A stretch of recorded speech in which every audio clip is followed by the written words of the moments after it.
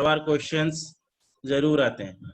Name reaction और यहाँ पे जितना भी टेस्ट जो है, Tollens reagent test, reducing agent, वो सब यही इसी पोर्शन में ज्यादातर आते हैं। मैं इसमें आज वो टॉपिक ज्यादा डिस्कस करूंगा जो आपके एग्जाम में आए हुए हैं क्वेश्चंस। तो सबसे पहले मैं आपको ये दिखाऊंगा कि कौन कौन से क्वेश्चंस आए हैं किस किस टॉपिक से, और वही टॉपिक मैं डिस्कस करूंगा ताकि 1.5 आवर्स में मैं सारी चीजें कंप्लीट कर सकूं। तो यहाँ पे सबसे पहले जो मोस्ट इंपॉर्टेंट टॉपिक जो है aldehyde ketones and carboxylic acid में, वो मैं दिखाता हूँ।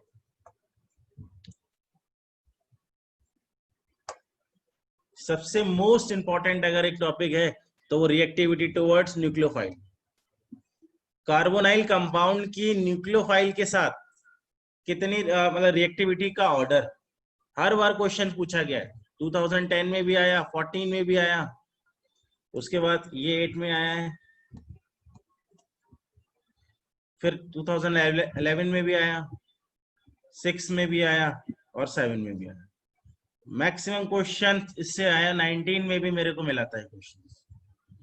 तो ये वाले फैक्टर्स की रिएक्टिविटी टुवर्ड्स न्यूक्लियोफिलिक, ये हमें पढ़ना है, ठीक है। मोस्ट इंपॉर्टेंट टॉपिक, इसमें से हर बार क्वेश्चन आने की ज्यादातर पॉसिबिलिटीज रहती है। तो इसका देखिए आप, इसको मैं स्टार्टिंग से आपको बताता हूँ। देखिए कार्बोनाइल कंपाउंड इस तरीके का होता है, आप देख सकते हैं इसमें। यहाँ पे ऑक्सीजन और कार्बन के बीच बॉन्ड है। आप जानते हैं कि oxygen is more electronegative than carbon. तो ऑक्सीजन पे पार्शियली नेगेटिव और कार्बन पे पार्शियली पॉजिटिव। मतलब ये वाला जो सेंटर है, ये आप देख सकते हैं कि ये वाला जो सेंटर है, ये आपका इलेक्ट्रोफिलिक सेंटर है। इलेक्ट्रॉन डेफिशिएंसी है यहाँ पे। जब इलेक्ट्रॉन डेफिशिएंसी है, इससे कौन इंटरेक्ट करना चाहेगा? न्यूक्लियोफाइल। न्यूक्लियोफाइल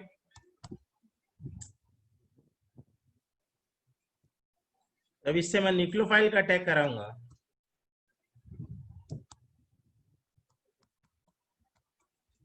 इस न्यूक्लियोफाइल का मैं अटैक कराऊंगा, तो ये न्यूक्लियोफाइल के साथ रिएक्शन दे रहा है, तो इस तरीके से बॉन्ड ब्रेक होता है।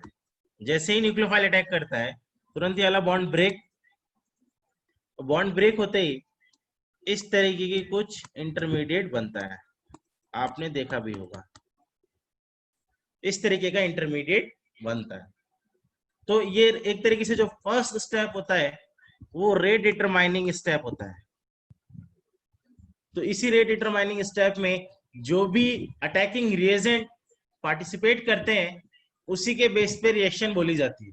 न्यूक्लियोफाइल तो न्यूक्लियोफिलिक रिएक्शन, इलेक्ट्रोफाइल तो इलेक्ट्रोफिलिक रिएक्शन, राइट। अब यहाँ पे न्यूक्लियोफाइल अटैक कर रहा है तो न्यूक्लियोफिलिक रिएक्शन। अब इस न्यूक्लियोफिलिक रिएक्शन में रेट ऑफ न्यूक्लियोफिलिक देखना है मुझे कि कितना फास्ट होगा कितना स्लो, राइट। इसी पे क्वेश्चंस बहुत बार आए हैं। आप सबसे मोस्ट इंपॉर्टेंट टॉपिक तो यही है आपके लिए। तो न्यूक्लियोफिलिक रिएक्शन जो कार्बोनाइल कंपाउंड देते हैं उसमें रेट ऑफ रिएक्शन तो किस किस फैक्टर्स पे डिपेंड करेगा यहाँ पे रेट ऑफ रिएक्शन, वो देखिए। सबसे पहला, यहाँ पे जो पॉजिटिव चार्ज है इस कार्बोनाइल कंपाउंड के कार्बन पे जो पॉजिटिव चार्ज है, ये पॉजिटिव चार्ज जितना ज्यादा होगा उतना ज्यादा न्यूक्लियोफिलिक अटैक होगा यहाँ पे। तो इलेक्ट्रोस्टैटिक इंटरेक्शंस होने के लिए, जिसको हम बोल सकते हैं कि ये न्यूक्लियोफाइल कहाँ पे अटैक कर रहा है, पार्शियली पॉजिटिव चार्ज वाले कार्बन पे। तो यहाँ पे जितना ज्यादा इलेक्ट्रोफिलिक नेचर होगा इस वाले पोर्शन, जितना ज्यादा इलेक्ट्रोफिलिक नेचर होगा उतना रेट ऑफ रिएक्शन बढ़ेगा। तो जो पहला फैक्टर होता है वो होता है आपका electronic factor. Electronic factor, right. तो आप ध्यान से देखिए इलेक्ट्रॉनिक फैक्टर किस बेसिस में मैं बोल रहा हूं कि यहाँ पे अगर कार्बोनाइल है और ये इस तरीके से, और यहाँ पे क्या होता है positive charge, partially positive charge होता है, तो जितने इलेक्ट्रॉन विड्रॉइंग ग्रुप लगेगा यहाँ,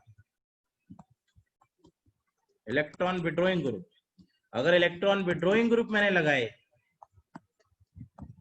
तो इसका पॉजिटिव चार्ज क्या होगा, बढ़ेगा, इलेक्ट्रॉन विड्रॉइंग ग्रुप होने की वजह से, राइट। तो इलेक्ट्रॉन विड्रॉइंग ग्रुप से यहां पॉजिटिव चार्ज बढ़ेगा, यानी कि रेट ऑफ रिएक्शन या reactivity towards nucleophile is directly proportional two electron withdrawing group,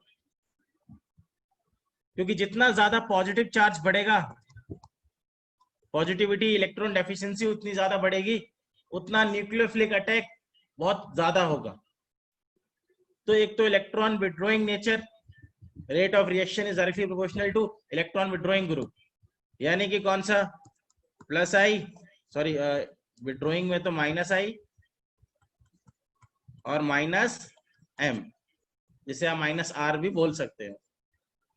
inversely proportional होगा इलेक्ट्रॉन डोनेटिंग ग्रुप के, प्लस आई और प्लस एम, राइट। इसको आप ध्यान से देखिए, फिर आप अपने आप से क्वेश्चन ट्राई करिएगा। मैं आज वही सारे टॉपिक डिस्कस करूंगा जो आपके एग्जाम में एक बार भी अगर पूछे गए हैं तो वो आपके लिए मोस्ट इंपॉर्टेंट बनते हैं। तो rate of reaction is directly proportional two electron withdrawing group, जितना ज्यादा होगा उतना पॉजिटिव चार्ज बढ़ेगा। इलेक्ट्रॉन डोनेटिंग ग्रुप से क्या होगा आप देख सकते हैं, ये इलेक्ट्रॉन डोनेटिंग ग्रुप, अगर मैंने यहाँ पे इलेक्ट्रॉन डोनेटिंग ग्रुप लगा रखे हैं तो इस कार्बन पे जो पॉजिटिविटी होगी, जो इलेक्ट्रॉन डेफिशिएंसी होगी, वो क्या हो जाएगी, कम, क्योंकि उसको सपोर्ट मिलेगा इलेक्ट्रॉन डोनेटिंग ग्रुप से। तो ये डिक्रीज, जब ये पॉजिटिव चार्ज होगा पार्शियली ये डिक्रीज होगा, तो ये न्यूक्लियोफाइल का इंटरेक्शन कम होने लगेगा, जितना फास्ट इसमें होगा उतना इसमें नहीं होगा। तो यहाँ पे रेट ऑफ रिएक्शन क्या होने लगेगा, डिक्रीज। इतनी बात आपको समझ में आ रही होगी। तो अब इलेक्ट्रॉन डोनेटिंग ग्रुप कौन कौन से हैं, जो प्लस एम देते हैं, और इलेक्ट्रॉन विड्रॉइंग ग्रुप प्लस आई, आप जानते हैं इलेक्ट्रॉन डोनेटिंग ग्रुप कौन कौन से हैं, एक तो प्लस आई वाले आर एल्काइल ग्रुप, राइट। साथ ही साथ प्लस एम की अगर बात की जाए तो फिनाइल, फिनाइल अगर मैंने लगा दिया इसके साथ तो वो इलेक्ट्रॉन डोनेटिंग करेगा, कैसे करेगा मैं आपको दिखाता हूँ। और साथ ही साथ बाकी और प्लस एम वाले तो है ही हैं, अगर फिनाइल में मैंने OR NH2 ग्रुप लगा दिया प्लस एम वाले, तो वो तो करेगा ही करेगा। मैं आपको एग्जाम्पल दिखाता हूँ, जैसे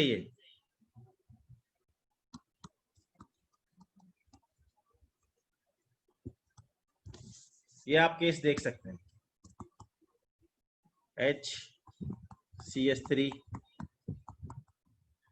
और ये CS3OCS3, राइट। ये आपने पढ़ा भी होगा। यहाँ पे positive charge, partially positive charge बोल सकता हूँ यहाँ पे। अब जो मैंने ग्रुप लगाए हैं भैया, वो कौन से ग्रुप हैं, प्लस आई। अब आप देख सकते हैं वेरिएशन कैसे हो रहा है, लेफ्ट टू राइट जाने पर प्लस आई वाले ग्रुप इंक्रीज हो रहे हैं। तो ये CS3 क्या देगा, इलेक्ट्रॉन डेंसिटी पार्शियली प्रोवाइड कराएगा, जिससे इसका पॉजिटिव चार्ज कम हो जाएगा, कार्बन पे इलेक्ट्रॉन डेफिशिएंसी कम हो जाएगी, और कम होने के बाद न्यूक्लियोफाइल के साथ फिर उतना इंटरेक्शन रिलेटिवली कम हो जाएगा। तो यहां से यहां बोल सकते हैं कि लेफ्ट टू राइट जाने पर सबसे ज्यादा रेट ऑफ रिएक्शन कौन सा देगा, ABC।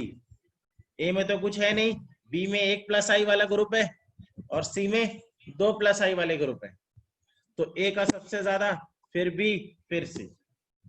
बात आपको समझ में आ गई होगी, ठीक है, राइट। अब इसी में अगर मैंने फिनाइल लगा दिया, इस तरीके का फिनाइल, तो आपको मैं दिखाता हूं कि फिनाइल प्लस आर कैसे शो कर रहा है। यह आपने पढ़ा भी होगा इस तरीके से। अब आप देख सकते हैं कि कॉन्जुगेशन हो रहा है, double bond, single bond, double bond, right.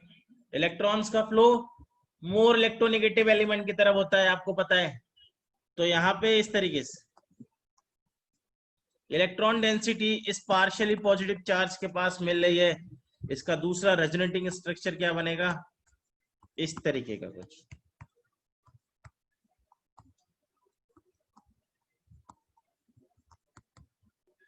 इस तरीके का कुछ बनेगा, राइट।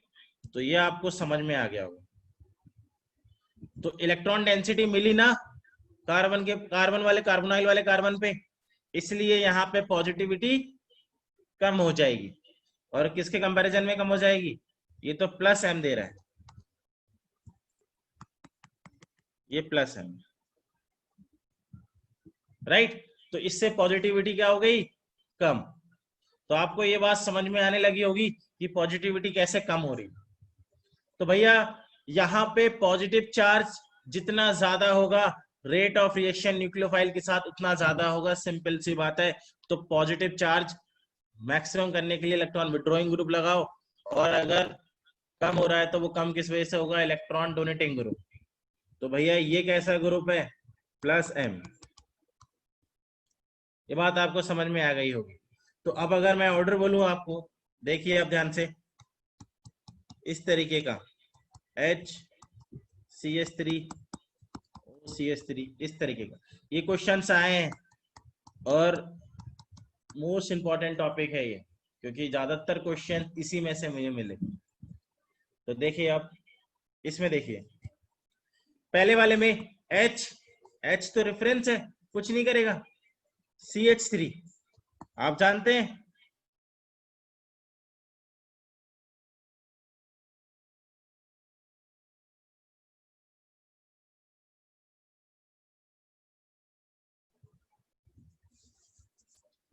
मैं फिर से रिपीट कर रहा हूं, यहाँ पे कार्बन पे partially positive charge CH3 plus आई, और यहाँ पे फिनाइल वाले पे पार्शियली पॉजिटिव चार्ज। अब आपको समझ में आ रहा होगा कि फिनाइल प्लस एम ग्रुप है, राइट। तो ये डोनेट करेगा, पॉजिटिविटी क्या हो जाएगी, कम।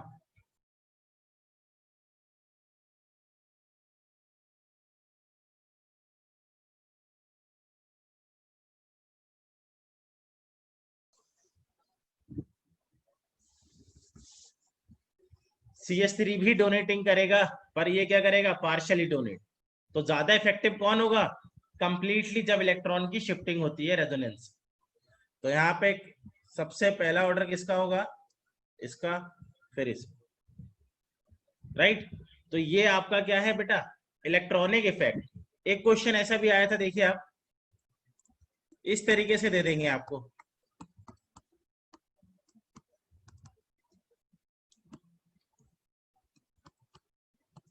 ये वाला ग्रुप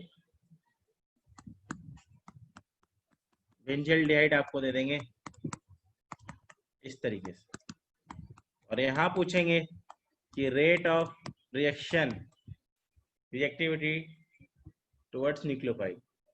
तो देखिए भैया, अब यहाँ पे क्या कर दिया, मैंने एक तरफ लगा दिया NO2, एक तरफ H, और एक तरफ क्या, OCH3, राइट। अब आपका पॉजिटिव चार्ज कार्बन पे, कार्बोनाइल वाले कार्बन पे, है ना। अब आप डिफरेंशिएट कैसे करेंगे इस क्वेश्चंस को, कि कैसे डिफरेंस देखेंगे, तो जो पोजीशंस में चेंज हो रहा है आप उसको देखेंगे, ठीक है। तो इस वाले केस में आप देख सकते हैं ABC, तो जो ग्रुप चेंजेस हो रहे हैं उसके बेसिस पे आप देखिए वो कैसे ग्रुप है। जैसे पहला वाला NO2 ग्रुप सभी जानते हैं, ये -M और -R, विड्रॉइंग नेचर। तो भैया जब विड्रॉइंग नेचर है तो इसका पॉजिटिव चार्ज और भी ज्यादा बढ़ेगा, राइट। इतनी बात आपको समझ में आ गई होगी कि पॉजिटिव चार्ज बढ़ेगा। OCH3 की बात करें तो ये डोनेटिंग ग्रुप है, electron donating group, plus M और माइनस I, पर प्लस M की वजह से ज्यादा डोनेटिंग माना जाएगा क्योंकि resonance more effective than inductive, तो इसका पॉजिटिविटी चार्ज क्या हो जाएगा, कम। तो सबसे ज्यादा किसका होगा, A का, क्योंकि इलेक्ट्रॉन विड्रॉइंग नेचर है, और C का इलेक्ट्रॉन डोनेटिंग नेचर है। B आपका रेफरेंस हो गया, तो A सबसे ज्यादा, फिर B और फिर C, रेट ऑफ रिएक्शन।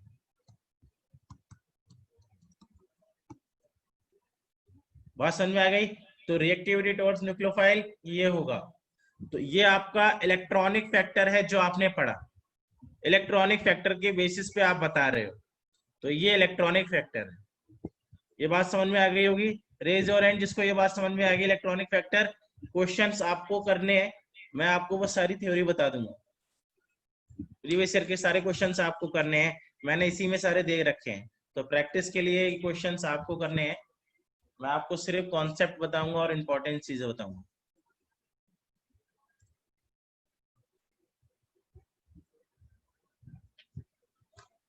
तो आपने क्या क्या पढ़ लिया इसमें देख लिए।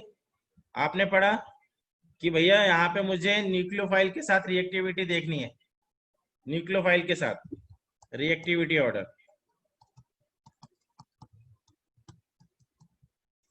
है ना। तो रिएक्टिविटी ऑर्डर में यहाँ पे पॉजिटिव चार्ज, जितना ज्यादा इलेक्ट्रोफिलिक नेचर होगा उतना रेट ऑफ रिएक्शन ज्यादा होगा, राइट। अब पॉजिटिव चार्ज किस पे डिपेंड कर रहा है, पहला इलेक्ट्रॉनिक फैक्टर, उससे जो ग्रुप जुड़े हैं वो कौन से, वो इलेक्ट्रॉन विड्रॉइंग है, तो रेट ऑफ रिएक्शन इंक्रीज होगा। इस केस में रिएक्टिविटी बहुत ज्यादा होगी, रिएक्टिविटी इंक्रीज इलेक्ट्रॉन विड्रॉइंग के केस में, क्योंकि ये न्यूक्लियोफाइल के साथ अटैक बहुत ज्यादा होगा, राइट। यहाँ पे इलेक्ट्रॉन डोनेटिंग ग्रुप में रिएक्टिविटी डिक्रीज, क्यों डिक्रीज हो रही है इस केस में, क्योंकि यहाँ पॉजिटिविटी कम हो रहा है, इलेक्ट्रोफिलिक नेचर कम हो रहा है इलेक्ट्रॉन डोनेटिंग ग्रुप की वजह से, राइट। तो इलेक्ट्रॉन डोनेटिंग ग्रुप आपने देख लिया, plus I plus R। Electron withdrawing group आपको पता ही है, तो आपने ये ऑर्डर देखा था पहले, फिनाइल प्लस M शो करता है, CH3 प्लस I कर रहा है, ये वाला आपने देखा एक exam. Plus I minus I और माइनस R वाले ग्रुप भी आपको पता होने चाहिए, मैं लिख देता हूं, इलेक्ट्रॉन विड्रॉइंग ग्रुप, ऐसे CF3 minus I group show करता है, माइनस I, ठीक है। बाकी NO2 ग्रुप जो होंगे CN, वो सब माइनस I और माइनस R वाले ग्रुप, राइट। तो एक तो ये फैक्टर हो गया जो आपने पढ़ा भी होगा। दूसरा फैक्टर जो सबसे इंपॉर्टेंट है, दोनों ही हालांकि इंपॉर्टेंट, तो पहला वाला फैक्टर भी है, स्टेरिक फैक्टर।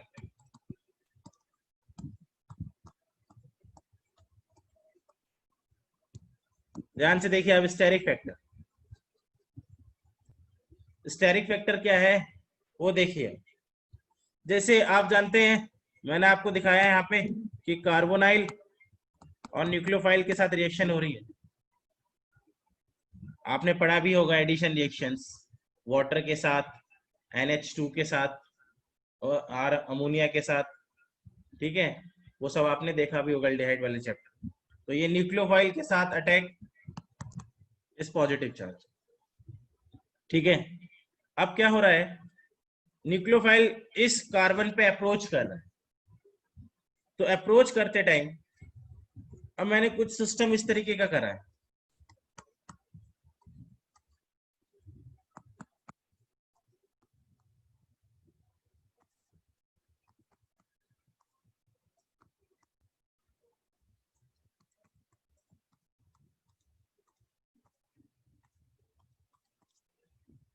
इस तरीके के मैंने ग्रुप लगाए, देखिए आप ध्यान से, यहाँ मैंने टर्शरी ग्रुप लगाया,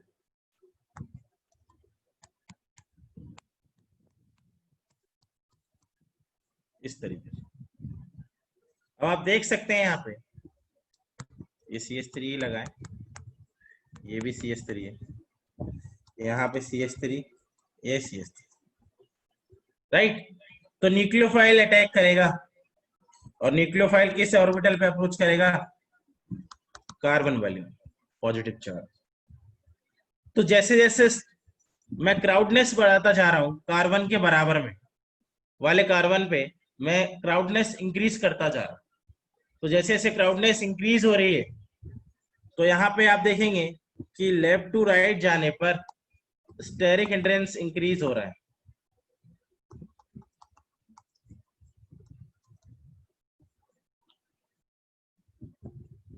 तो न्यूक्लियोफाइल को, जैसे ये न्यूक्लियोफाइल अप्रोच कर रहा है इस कार्बन पे, यहां भी अप्रोच करेगा इस कार्बन पे, और यहां भी अप्रोच करेगा इस कार्बन।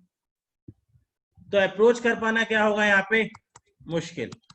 जैसे जैसे न्यूक्लियोफाइल जाएगा, जैसे जैसे स्टेरिक हिंड्रेंस बढ़ाओगे आप, वैसे वैसे अप्रोच कर पाना मुश्किल होगा, क्योंकि स्टेरिक हिंड्रेंस बहुत ज्यादा है। तो स्टेरिक हिंड्रेंस होने की वजह से आपका इंटरेक्शन तो है, न्यूक्लियोफाइल उस कार्बन पे अटैक तो करना चाहता है, पर वो अटैक करे कैसे, वहां तक पहुंचे कैसे, क्योंकि बाहर स्टेरिक हिंड्रेंस बहुत ज्यादा है, क्राउडनेस ज्यादा है। तो जैसे जैसे स्टेरिक हिंड्रेंस बढ़ाओगे, तो न्यूक्लियोफाइल का उसके साथ इंटरेक्शन तो वो करना चाह रहा है, पर वहां पे स्टेरिक हिंड्रेंस आपने बढ़ा दिया, जिसकी वजह से वो अटैक नहीं कर पाएगा, रेट ऑफ रिएक्शन क्या हो जाएगा? स्लो। तो यहाँ पे जो रिएक्टिविटी है वो स्टेरिक हिंड्रेंस के इनवर्सली प्रोपोर्शनल होगा, राइट। ये बात समझ में आ गई होगी, या रेट ऑफ रिएक्शन। तो लेफ्ट टू राइट जाने पर स्टेरिक हिंड्रेंस बढ़ रहा है, जिसकी वजह से रेट ऑफ रिएक्शन कम हो जाएगा। कम हो जाने का रीजन मैंने बताया कि न्यूक्लियोफाइल चाह तो रहा है कार्बन पे अटैक करना, पर वो करे तो करे कैसे? स्टेरिक हिंड्रेंस बहुत ज्यादा है। ये बात समझ में आ गई होगी आप लोग, राइट। तो इस तरीके से ये रिएक्शन हो रही है। तो यहां मैं बोल सकता हूं कि ये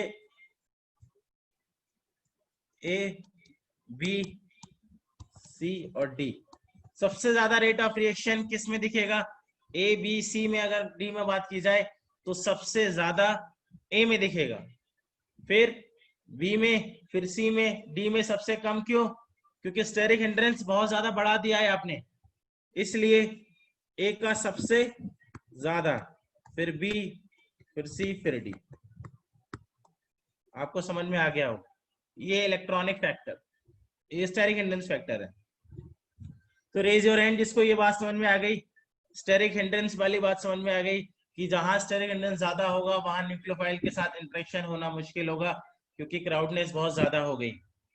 तो रेट ऑफ रिएक्शन ए वाले में सबसे ज्यादा होगा, फिर बी, फिर सी, फिर डी, राइट। ये वाला फैक्टर आपने शायद पढ़ा भी होगा। तो ये आपने देख लिया यहाँ पे ए, बी, सी, डी, ठीक है।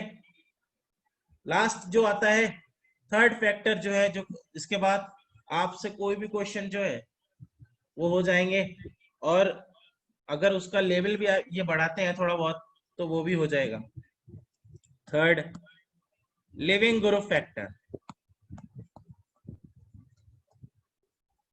Leaving group factor, leaving group क्या है ये बात आप ध्यान दीजिए इधर। थर्ड फैक्टर जो है वो लिविंग ग्रुप। अब तक बात हो रही थी एल्डिहाइड की और कीटोन की, अब बात कर रहा हूं कार्बोनाइल के डेरिवेटिव, जैसे एस्टर, एस्टर हो गया, एसिड, एसिड में हो गया, और एसिड क्लोराइड, जैसे इस तरीके का ये चीज।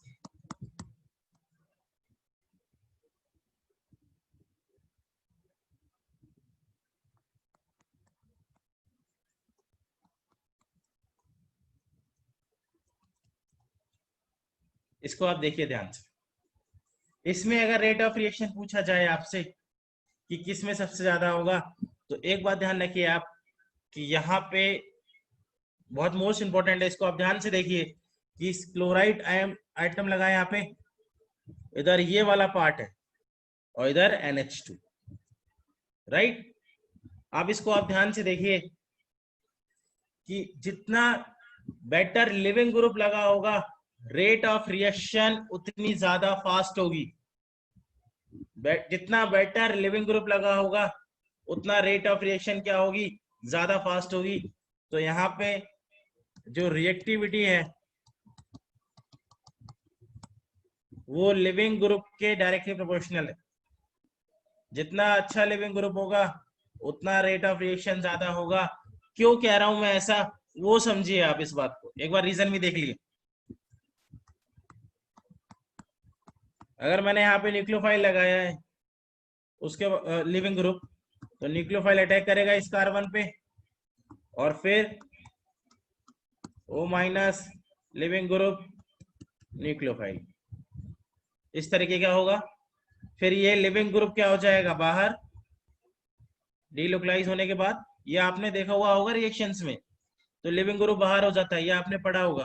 तो लिविंग ग्रुप बाहर, अब इस केस में ये न्यूक्लियोफाइल बन, ये प्रोडक्ट हो जाता है, ठीक है। तो लिविंग ग्रुप अगर होता है तो वो ज्यादा रेट ऑफ रिएक्शन होगा एल्डिहाइड कीटोन से भी। क्यों होगा आप वो समझिए, क्योंकि मॉलिक्यूल चाहता है कि जो पहले इनिशियल स्टेट में था वो वैसे ही रहना चाहता है। कार्बन डबल बॉन्ड ऑक्सीजन ज्यादा स्टेबल है, इसलिए वो चाहता है कि वो पहली जैसी इनिशियल स्टेट में ही पहुंचना, तो कार्बोनाइल बन गया। यहाँ पे क्या बोलते हैं हम लोग कि न्यूक्लियोफिलिक सब्स्टिट्यूशन रिएक्शन हुई है। इससे पहले एल्डिहाइड कीटोन्स क्या देते हैं, न्यूक्लियोफिलिक एडिशन रिएक्शन, जबकि ये क्या देते हैं, सब्स्टिट्यूशन रिएक्शंस। ये वाले डेरिवेटिव सब्स्टिट्यूशन रिएक्शन देते हैं। तो उसका रीजन ही यही है कि लिविंग ग्रुप लगा है और वो लिविंग ग्रुप बाहर चला जाता है और वहां न्यूक्लियोफाइल आ जाता है। एल्डिहाइड कीटोन्स में कोई लिविंग ग्रुप नहीं है, इसलिए ऐसा वहां हो रहा है कि वहां एडिशन होता है, वाटर का एडिशन, आपने HCN का एडिशन, RMGX का एडिशन, ठीक है, ग्रिग्नार्ड रिएजेंट का एडिशन, तो वो होता है वहां। जबकि यहाँ पे लिविंग ग्रुप बाहर आ जाता है और वहां जो न्यूक्लियोफाइल है वो आ जाता है, Cl की जगह पे न्यूक्लियोफाइल आ जाएगा, ठीक है।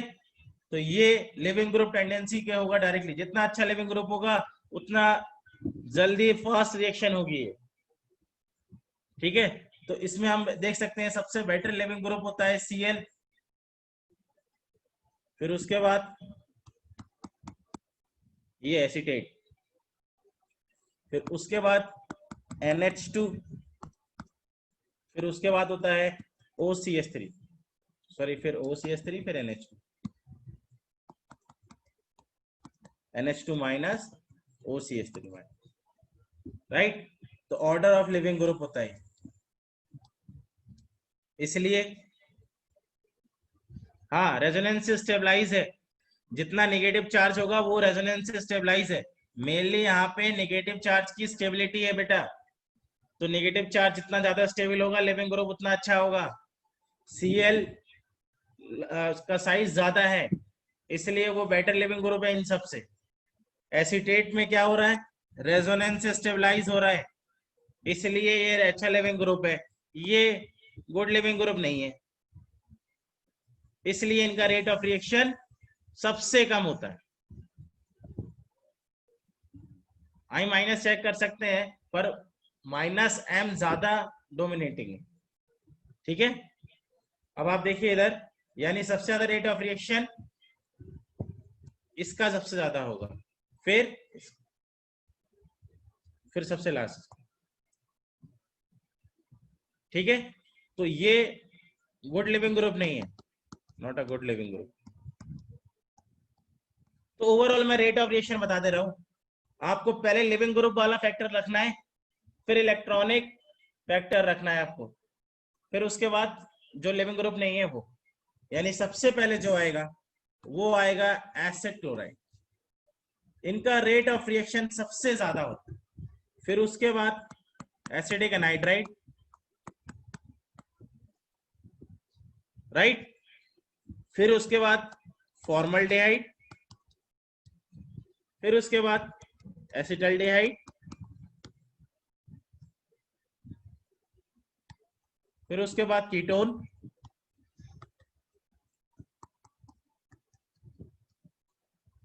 राइट। फिर उसके बाद आप चाहे फिनाइल लगाएं,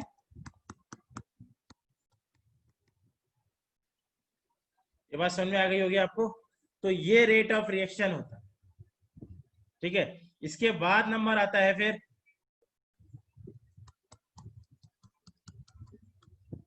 NH2OCH3,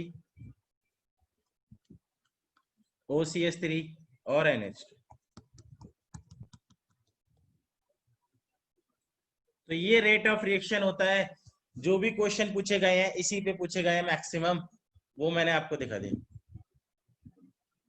ये न्यूक्लियोफिलिक के साथ अटैक का ऑर्डर है, न्यूक्लियोफिलिक अटैक के साथ। अब वो चाहे न्यूक्लियोफिलिक में कौन सा आ जाता है भैया, देखो न्यूक्लियोफिलिक के साथ कौन सा आ जाता है, वो चाहे आपका HCN हो जाए, वो आ सकता है। वाटर का अटैक, एल्कोहल का attack, reactivity with alcohol, with water, with HCN, ये रिएक्शंस हैं जिसको आपने पढ़ी भी होगी। और फिर इसके बाद RMGX, RMGX के साथ भी दे सकते हैं, ठीक है। OCH3 अच्छा लिविंग ग्रुप नहीं है, इसलिए इसका बाद में आता है। OCH3 पहला है, फिर NH2, क्योंकि ऑक्सीजन की इलेक्ट्रोनेगेटिविटी ज्यादा है नाइट्रोजन से। Oxygen is more electronegative than nitrogen, इसलिए ऐसा हो रहा है, ठीक है। तो ये इस तरीके का न्यूक्लियोफाइल ये होगा, ठीक है। तो इसके अलावा HCN, वाटर, ROH, हाँ अमोनिया भी बोल सकते हैं आप, RNH2 भी बोल सकते हैं आप, जिससे ऑक्साइम बनाते थे आप, R2NH भी बोल सकते हैं, एटसेट्रा। ये सब रिएक्टिविटी ऑर्डर, तो इन सब का रिएक्शन है इस कार्बोनाइल के साथ, ठीक है, जो मोस्ट इंपॉर्टेंट है। तो आपने 3 फैक्टर्स देखे, कौन कौन से 3 थे आपको पता चल गया। इलेक्ट्रॉनिक फैक्टर मुझे चेक करने हैं, उसके बाद दूसरा मुझे स्टेरिक फैक्टर देखना है, फिर living tendency. Electronic factor, electron withdrawing group से बढ़ेगा और इलेक्ट्रॉन डोनेटिंग ग्रुप से डिक्रीज होगा। स्टेरिक फैक्टर अगर आपने इंक्रीज किया तो रेट ऑफ रिएक्शन डिक्रीज। तो अगर स्टेरिक फैक्टर इंक्रीज हो रहा है तो रेट क्या होगा, रेट ऑफ रिएक्शन डिक्रीज। और अगर डिक्रीज हो रहा है स्टेरिक फैक्टर तो rate of reaction increase, right. ये आपको समझ में आ गया होगा। लिविंग टेंडेंसी जितनी ज्यादा होगी रेट ऑफ रिएक्शन उतना ज्यादा होगा, और ये मैंने आपको सारे पॉइंट्स बता दिए। मेन चीज ये न्यूक्लियोफाइल, रिएक्टिविटी टुवर्ड्स न्यूक्लियोफाइल, ये क्वेश्चंस आए, ठीक है। बात समझ में आ गई सबको, रेज योर हैंड जिसको ये बात समझ में आ गई। ये न्यूक्लियोफाइल है, वो डायरेक्टली भी बोल सकता है कि रिएक्टिविटी टुवर्ड्स न्यूक्लियोफाइल, या फिर ये भी बोल सकता है कि रिएक्शन विद ग्रिग्नार्ड एजेंट, ठीक है। Reaction with ROH, reaction with water, ये बोला जा सकता है। तो आप ये देखिए, जैसे ये क्वेश्चन न्यूक्लियोफिलिक सब्स्टिट्यूशन या न्यूक्लियोफिलिक एडिशन, उसमें वो कुछ भी बोल सकता है, पर वो बोलेगा न्यूक्लियोफिलिक अटैक।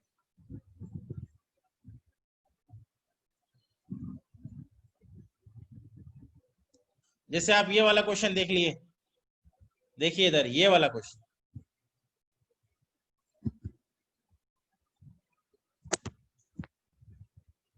ये क्वेश्चन 2014 में आया है। Most reactive towards nucleophilic addition reaction, most reactive towards nucleophilic addition reaction. Aldehyde ketones addition reaction देते हैं बाकी जो डेरिवेटिव होते हैं वो हमारे सब्स्टिट्यूशन रिएक्शन देते हैं।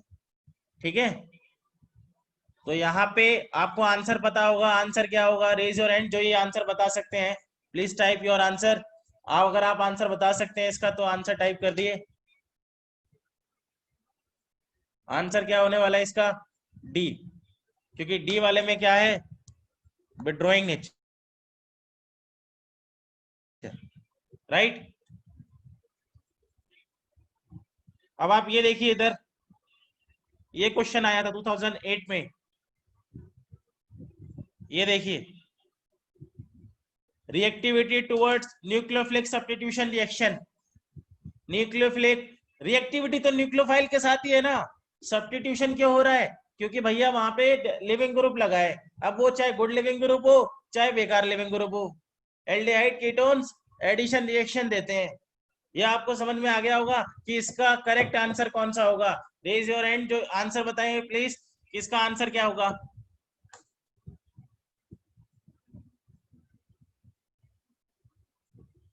Correct answer is a. A answer कैसे? क्योंकि यहाँ पे एसिड क्लोराइड की लिविंग ग्रुप ज्यादा अच्छा है Cl, फिर एसिड एनाइड्राइड, फिर कौन सा? एस्टर जो आपने पढ़ा, फिर अमाइड। यही तो पढ़ा था भैया आपने। तो ये आंसर ये होगा इसका। बाकी क्वेश्चन आपको खुद से करने हैं, मैं आपको ये बस दिखा रहा हूँ भैया कि बहुत बार पूछा गया है। ये देखिए आर एम जी एक्स के साथ रिएक्शन करनी है, तो यहाँ सबसे पहले तो एडिशन रिएक्शन होगी या सब्स्टिट्यूशन, आपको समझ में आ गया होगा। लिविंग ग्रुप है नहीं, तो यहाँ पे कौन सा होगा? एडिशन। एडिशन होगी तो सबसे ज्यादा कौन देगा भैया? आंसर क्या होगा यहाँ पे? डी। क्लियर है? तो ये सभी को समझ में आ गया होगा, डी इज करेक्ट। ये वाला देखिए, ये भी आया था, तो ये भी आपको समझ में आ गया होगा कि इसका आंसर क्या होगा। हाँ, ए आंसर होगा इसका। गुड गुड, ए आंसर होगा। ठीक है, ए आंसर होगा। ये बात समझ में आ गई होगी। बी वाले में तो, सी वाले में तो स्टेरिक फैक्टर लगेगा। ठीक है, अब बाकी क्वेश्चन आपको करने हैं, ये सारे क्वेश्चन आपके लिए। ठीक है, ये आपको करना है। इसके बाद मैं नेक्स्ट टॉपिक पे आता हूँ।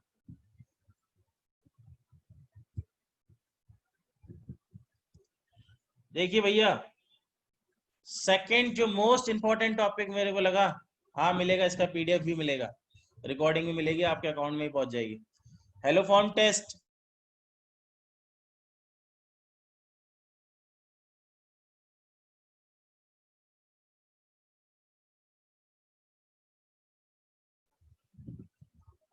ये मोस्ट इंपॉर्टेंट है, मैं फिर से रिपीट कर रहा हूं, ये मोस्ट इंपॉर्टेंट है।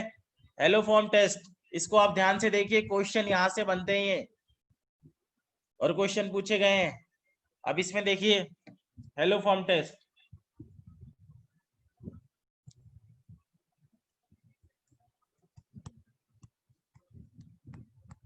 हेलो फॉर्म टेस्ट, रिएजेंट क्या होता है? जनरली X2, और वहां बेसिक मीडियम होता है NaOH।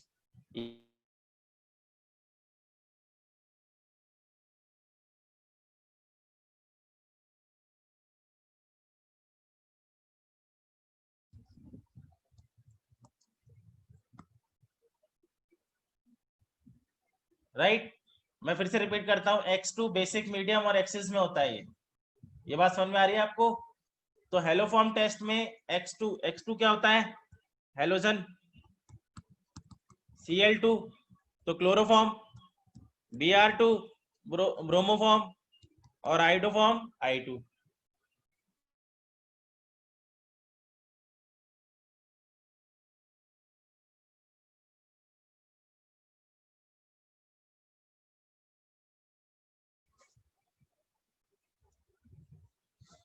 तो मैं रिपीट कर रहा हूं यहाँ पे, कैसे आप पता लगाएंगे? देखिए इधर कि हेलो फॉर्म टेस्ट कौन देगा कौन नहीं, ये बात ध्यान दीजिए इधर।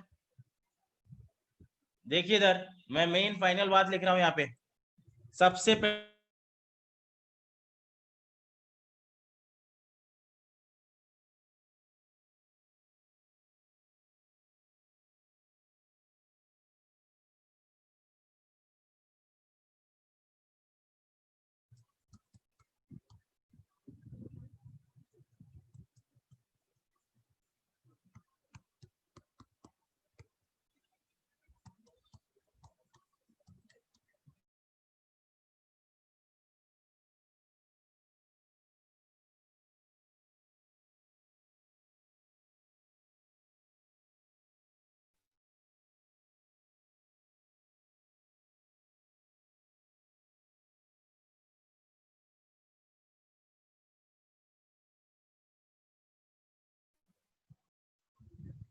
देखिए आप, मैं रिपीट कर रहा हूँ, मैं फिर से रिपीट कर रहा हूँ, मुझे पता है नेटवर्क की वजह से अभी आवाज नहीं आई होगी।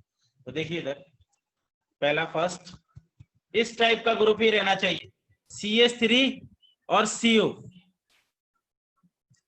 बस। उसके बाद ऐसा भी हो सकता है कि यहाँ पे X लगा हो और CH2CO। X क्या है यहाँ पे, वही क्लोरीन, Br, और यहाँ पे I लग सकता है। और कौन सा दे सकता है, ये वाला भी दे सकता है, X2 हो जाए और X3 हो जाए, ऐसा भी हो सकता है। ये ग्रुप आपके हेलोफॉर्म टेस्ट देंगे, first, second, third, fourth. Generally आपसे फर्स्ट टाइप वाला पूछते हैं, सेकेंड, थर्ड, फोर्थ पूछ सकते हैं आपसे, ठीक है, लेवल बढ़ा सकते हैं। इसके बाद कौन सा नहीं देगा वो आप ध्यान देखिए। अगर CH3, CH2 टाइप का कोई ग्रुप है तो ये नहीं देगा, क्योंकि CH3 ग्रुप नहीं है। दूसरा, CH3CO है पर साथ में कोई लिविंग ग्रुप लगा है तो नहीं मिलेगा। लिविंग ग्रुप क्या, जैसे आपका लगा हो OCH3, NH2 या फिर OH, तो यहां पे ये नहीं देगा। क्यों नहीं देगा भैया, रीजन समझ लीजिए, इसका रीजन देख लिए कि CH3CO NH2, यह मैंने लगाया Cl लगाया, तो आपने क्या लिया था, बेसिक मीडियम NaOH लिया था भैया। तो NaOH में OH माइनस अटैक करेगा इस पार्शियली पॉजिटिव चार्ज पे, तब H प्लस लेके नहीं जाएगा, इस पार्शियली पॉजिटिव चार्ज पे अटैक करेगा। अगर आपने मैकेनिज्म देखी होगी तो आपको ये बात समझ में आएगी, और अगर नहीं देखी है तो आप बस इतना समझिए कि ये लिविंग ग्रुप अगर लगेगा यहाँ पे तो नहीं मिलेगा। Ester, acid chloride, acetic anhydride, इस टेस्ट को नहीं देते, सिर्फ एल्डिहाइड और कीटोन ही दे सकते हैं, ये बात ध्यान रखना, सिर्फ एल्डिहाइड और कीटोन ही दे सकते हैं, सिर्फ एल्डिहाइड और कीटोन।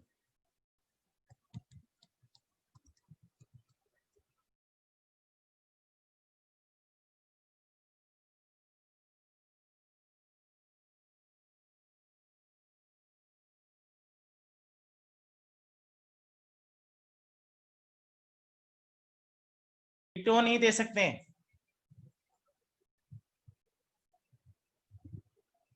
भैया। बेसिक मीडियम में इसलिए नहीं देगा ना, क्योंकि आपने जब एसिड ले लिया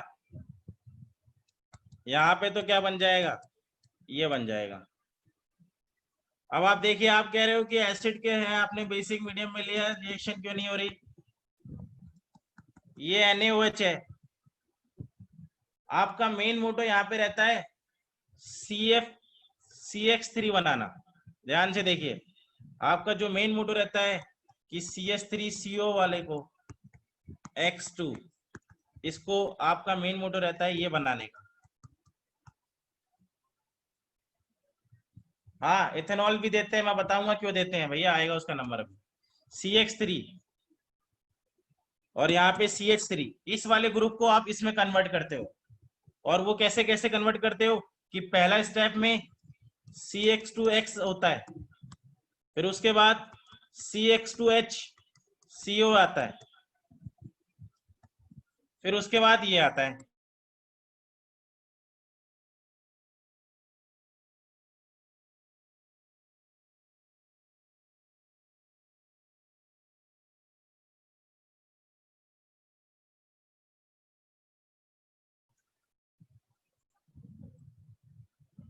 मैं फिर से रिपीट कर रहा हूं इस बात को कि यहाँ पे CH3 CH3 में कन्वर्ट होता है, तो वो स्टेप बाय स्टेप होता है, पहले ये बनता है, फिर ये बनता है, फिर ये फाइनली ये बनता है। अब अगर आपने एसिड ले लिया तो ये H प्लस पे अटैक कर देगा और आपका ये बना देता है, राइट। जब ये बना देगा तो रिएक्शन हुई नहीं, इसलिए बेसिक मीडियम में ये रिएक्शन नहीं देता भैया एसिड, एलोफॉर्म टेस्ट नहीं देता है। तो आपको फाइनली क्या सोचना है वो देखिए आप, बस मेन मैं रिजल्ट बता रहा हूँ। OCH3 NH2 OH एटसेट्रा ये नहीं देते, ठीक है, ये वाले ग्रुप देते हैं। बात समझ में आ रही है? दूसरा आप ध्यान से देखिए इधर, अब अगर मेरे से कोई पूछे कि भैया अल्कोहल में अल्कोहल देता है, हाँ देता है, कैसे आप समझेंगे कि अल्कोहल अगर मैंने लिया है, जैसे मैंने लिया है यहाँ पे CH3 CH2OH और mild oxidation condition, mild oxidation condition, मैं मान के चलता हूं एलोफॉर्म टेस्ट में कि वो ऑक्सीडाइज हो जाएगा, मेरे पास ऑक्सीडेशन की कंडीशन है, माइल्ड ऑक्सीडेशन कंडीशन है, मैं मान के चलता हूं। इसलिए एलोफॉर्म टेस्ट में जब भी आपको अल्कोहल दिया जाए, आप उसको ऑक्सीडाइज करके देखिए कि एल्डिहाइड कीटोन में कन्वर्ट होने के बाद अब क्या वो एलोफॉर्म टेस्ट दे सकता है। जैसे इसको देखिए, इसको अगर मैंने माइल्ड ऑक्सीडेशन किया तो ये बन गया। बोले साहब एलोफॉर्म टेस्ट दे सकता है या नहीं? हाँ दे सकता है। क्यों देगा? CH3CO ग्रुप है इसलिए देगा। ये बात समझ में आ रही है सबको? लिविंग ग्रुप वाला इसलिए नहीं देता भैया क्योंकि लिविंग ग्रुप ही निकल जाता है। अगर मैंने Cl पे इस पे अटैक कराया तो Cl बाहर चला जाएगा, OH आ जाएगा उसकी जगह पे, तो रिएक्शन होनी चाहिए CH3 पे, और रिएक्शन हमारी हो गई यहाँ पे कार्बन पे। बात समझ में आ रही है? इसलिए लिविंग ग्रुप पे जब भी होगा तो वहां पे एलोफॉर्म टेस्ट नहीं मिलेगा। आप रीजन भी समझ सकते हैं, मैं हर चीज का रीजन बता सकता हूं पर टाइम हमारे पास उतना नहीं है, ठीक है, तो इसलिए मेन मेन चीज बता रहा हूं आपको। तो ये बात आपको समझ में आ गई होगी। अब अगर आपसे पूछा जाए कि ये वाला एल्कोहल टेस्ट देगा, हेलोफॉर्म टेस्ट, वो ये प्रॉब्लम बाद में देख लेंगे फैजान, ठीक है। CHOH, अब ये माइल्ड ऑक्सीडेशन कंडीशन है, आप कीटोन में चेंज करें, नोट मत करो, सिर्फ PDF आपको मिल जाएगी, आप यहां सिर्फ समझिए COCH3, ठीक है, तो ये ऑक्सीडाइज हो गया, राइट। अब ये ऑक्सीडाइज हो जाने के बाद आप बताइए क्या ये एलोफॉर्म टेस्ट देगा? यस या नो में आंसर दीजिए मुझे, क्या ये एलोफॉर्म टेस्ट देगा? तो ये आपसे ये वाला पूछा जाएगा कि ये एलोफॉर्म टेस्ट देगा, समझ में आ रहा होगा आपको। तो आप माइल्ड ऑक्सीडेशन मान के चलिए। जैसे दूसरा एग्जाम्पल ये आपसे पूछा जाए,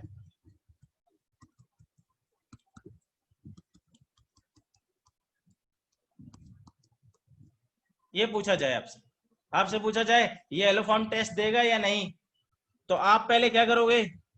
इसको ऑक्सीडाइज करोगे, ऑक्सीडाइज करने के बाद ये कीटोन में चेंज हो जाएगा, और उसके बाद अब चेक करो क्या ये एलोफॉर्म टेस्ट देगा? नहीं, तो ये नहीं देगा एलोफॉर्म टेस्ट। बात समझ में आ गई? एल्कोहल भी देते हैं और आपसे एल्काइल हैलाइड भी पूछा जा सकता है। एल्काइल हैलाइड कैसे पूछेंगे वो देखिए आप, टर्शरी अल्कोहल तो देगा ही नहीं कभी भी, क्योंकि टर्शरी अल्कोहल ऑक्सीडाइज ही नहीं होता।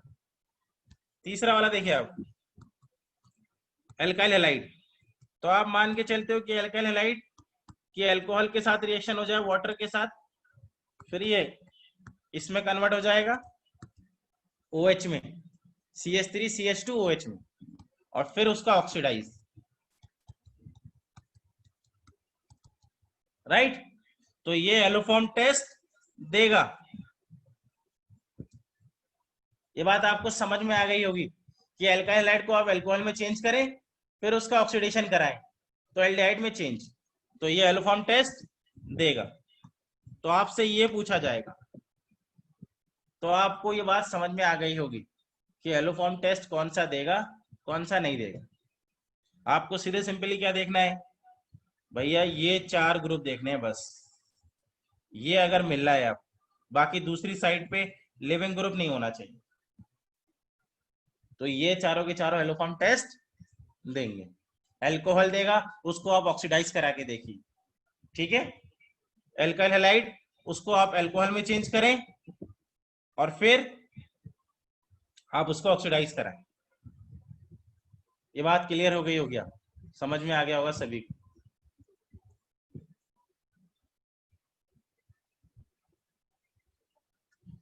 ठीक है। एसिडिक एसिड एलोफॉर्म नहीं देगा ना बेटा, एसिड हो गया ना, वो तो एसिड हो गया, तो एसिड तो वैसे नहीं देंगे, कार्बोक्सिलिक एसिड नहीं देगा, कभी नहीं देगा। मोस्ट इंपॉर्टेंट रिएक्शन है एल्डोल कंडेंसेशन। लेटेस्ट में क्वेश्चंस भी आया था रिसेंटली इसका, एल्डोल कंडेंसेशन। ध्यान से देखिए कि एल्डोल, और इसके बाद ये वाला भी क्वेश्चन एक आया था एग्जाम में, मैं आपको दिखाऊंगा। कार्बोनाइल में का OH, अगर कार्बोनाइल में OH होगा तो वो H+ लेके जाएगा बेसिक मीडियम, तो वहां पे एसीटेट आयन बन जाएगा, ठीक है। इसलिए वो एलोफॉर्म टेस्ट नहीं देता है वहां पे, डेरिवेटिव कोई भी एलोफॉर्म टेस्ट नहीं देंगे। हाँ, इंट्रामॉलिक्यूलर भी बेटा समझाऊंगा मैं, ठीक है। अभी बता देता हूँ, थोड़ा सा ये ब्रेक वाला टाइम भी हम लोग यूटिलाइज कर लेंगे, जो 15 मिनट्स का मिलेगा, ठीक है, ताकि कवर हो जाए सारी चीजें। इसमें देखिए, ये प्रोडक्ट बनाया है इन्होंने इसका एल्डोल कंडेंसेशन का, ये भी आपका एल्डोल कंडेंसेशन, ये भी आपका एल्डोल कंडेंसेशन, ठीक है। तो ये एल्डोल रिएक्शन किस तरीके से होती है वो देखिए आप इधर ध्यान से, बहुत मोस्ट इंपॉर्टेंट है ये। इसमें देखिए आप, सबसे पहले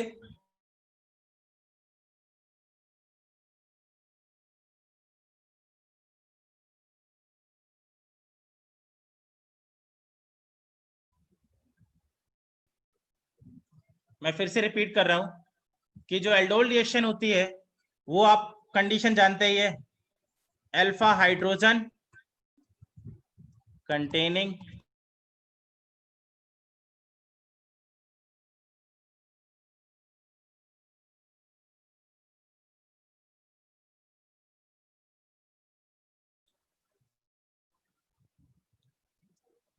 alpha hydrogen containing aldehyde ketone होना चाहिए, ठीक है। अल्फा हाइड्रोजन, ये तो कंडीशन होती है, ये आप जानते हैं अच्छे से, पढ़ा भी है आपने, 12th में ही पढ़ा है, बहुत अच्छे से पढ़ा है। दूसरा, अब आप रिएक्शन देखिए, इसकी कंडीशन क्या होती है आपका, कंडीशन NaOH, ये डाइल्यूटेड NaOH होता है, क्या होता है, डाइल्यूटेड NaOH, ठीक है। या फिर आपको इस तरीके से बेस भी मिल सकता है, ये भी मिल सकता है, ठीक है।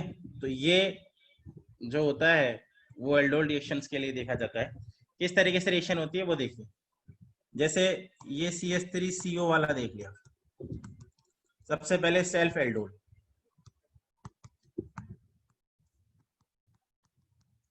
सेल्फ एल्डोल रिएक्शन, ध्यान से देखिए, सेल्फ, सेल्फ मतलब अपने आप से रिएक्शन करेगा, किस तरीके से करेगा वो देखिए। जैसे आपने लिया CH3, आप इसको ध्यान से समझिएगा, CH2H+,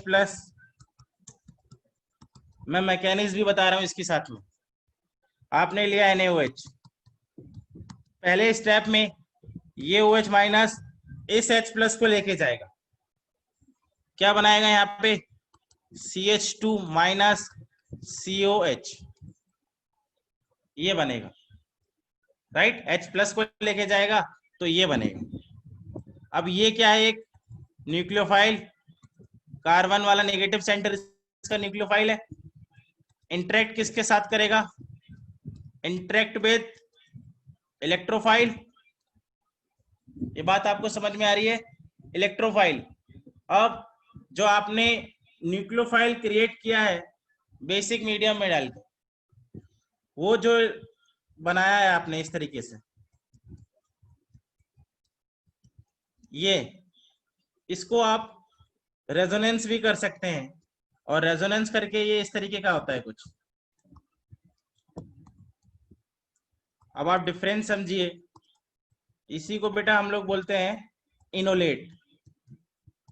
क्या बोलते हैं? इनोलेट। ये इनोलेट होता है रेजोनेंस होने के बाद, राइट। तो आपको ये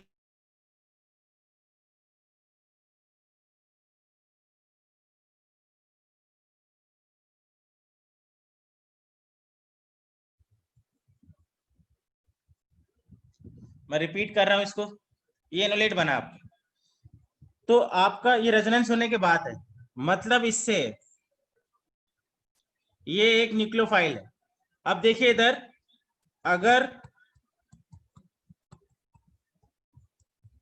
आपने बाहर से कोई इलेक्ट्रोफाइल दे रखा है, जैसे आपने कोई दूसरा एल्डिहाइड कीटोन दे दिया, दूसरा एल्डिहाइड कीटोन, तो यहाँ पे कौन सा चार्ज रहेगा? पॉजिटिव। तो ये वाला इस पे अटैक करेगा, इसको आप बोलते हो क्रॉस एल्डोल रिएक्शन। क्या बोलते थे आप? Cross aldol. तो ये वाली रिएक्शन कौन सी कहलाई जाएगी? Cross aldol. हाँ, उस पे भी आऊंगा। ये क्रॉस एल्डोल रिएक्शन। दूसरा, अगर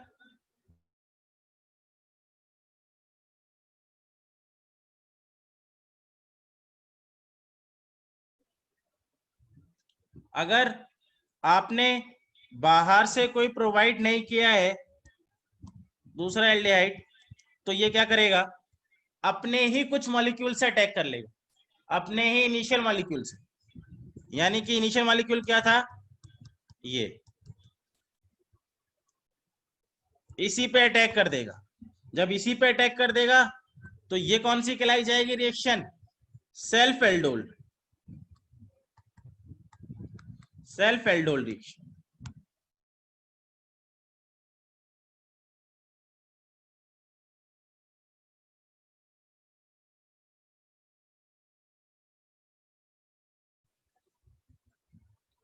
मैं फिर से रिपीट कर रहा हूं, बाहर से होगा तो सेल्फ एल्डोल रिएक्शन, वो बाहर से होगा तो क्रॉस, अपने ही मॉलिक्यूल से करेगा तो सेल्फ। ठीक है, तो ये सेल्फ, ये क्रॉस, ये आपने पढ़ा है। अब मैं रिएक्शन करा रहा हूं इसको, जैसे मैंने रिएक्शन कराई सेल्फ वाली, तो ये CH2 minus CH3 COH, right.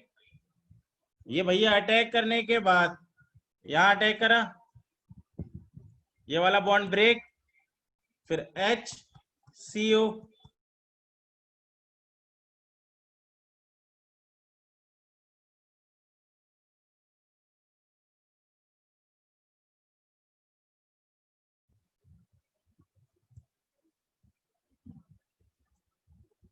मैं रिपीट करता हूं इसको, ये वाला बॉन्ड अब इसके साथ लगाए तो दूसरा ग्रुप ये था O माइनस H और ये CH3। ये बात समझ में आ गई सबको? ये हुआ है, ये दूसरा वाला ग्रुप जिसपे अटैक हुआ।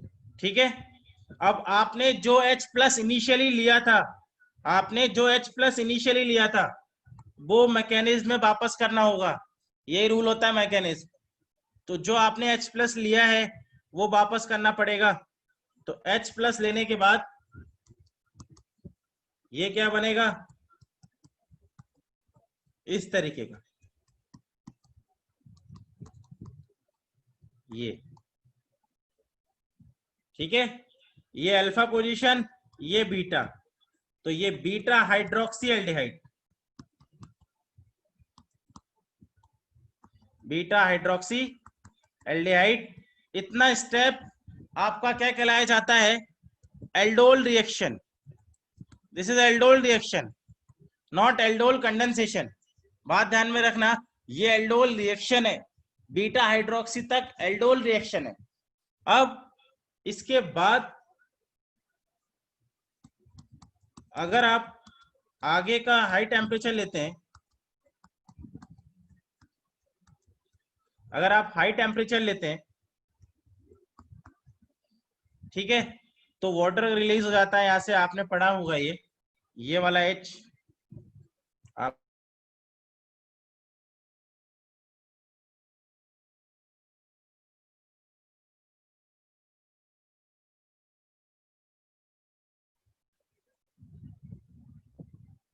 ये वाला H, ये वाला OH, तो वाटर रिलीज हो जाता है यहाँ पे, ये बन जाता है।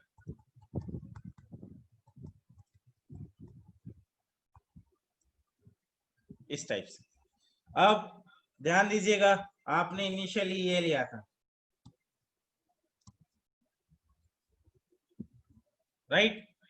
तो ये वाला स्टेप आपका कहलाया क्या जाता है? Aldol reaction. आपने अभी लिखा कि ये एल्डोल रिएक्शन होता है, राइट? लेकिन यहां से यहां तक जो बना ये पूरा क्या कहलाया जाएगा? एल्डोल कंडेंसेशन,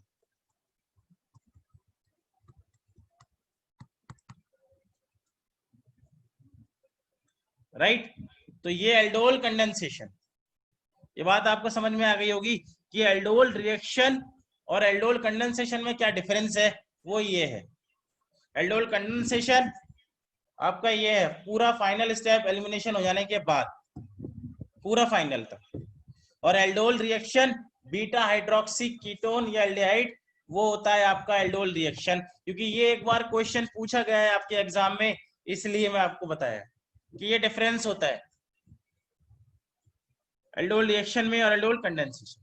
ये बात समझ में आ गई? तो ये एल्डोल रिएक्शन है, तो आप ऐसे रिएक्शन कर सकते हैं। ये दूसरी बात, एल्डोल रिएक्शन कम टेम्परेचर पे होती है, लो टेम्परेचर पे होती है। तो ये वाली जो रिएक्शन है ये 4 degree Celsius to 5 degree Celsius तक होती है। तो इसके रिलेटिव में जो 30 डिग्री सेल्सियस टेम्परेचर होगा या रूम टेम्परेचर होगा वो हाई टेम्परेचर माना जाएगा इसके रिलेटिव में, क्योंकि ये रिएक्शन बहुत लो टेम्परेचर पे देता है। तो हाई टेम्परेचर इसके लिए 30 डिग्री सेल्सियस या 40 डिग्री सेल्सियस हाई टेम्परेचर माना जाएगा, इसलिए यहाँ पे ये एलिमिनेशन रिएक्शन हो, ये बात ध्यान है। तो ये रिएक्शन आपकी हो गई एल्डोल कंडेंसेशन। अब आप देखिए ध्यान से, इंट्रामॉलिक्यूलर एल्डोल रिएक्शन क्या होती है वो आप ध्यान से देखिए, ये आप समझ गए। इंट्रामॉलिक्यूलर,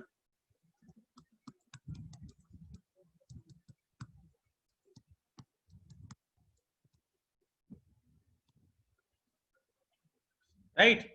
तो इंट्रामॉलिक्यूलर एल्डोल रिएक्शन क्या होती है वो देखिए। आप पहले क्या लगा हुआ था कि आपने न्यूक्लियोफाइल जनरेट किया और बाहर से आप इलेक्ट्रोफाइल डाल रहे हो। अब मैं क्या कर रहा हूं, अगर मॉलिक्यूल के अंदर ही इलेक्ट्रोफाइल है, इधर देखिए इस तरीके से,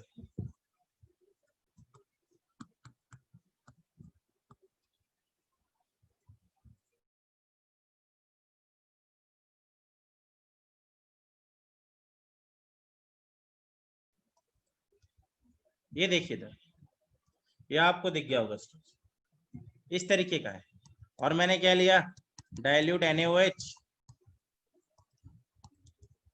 ये चीज, ठीक है? तो यहां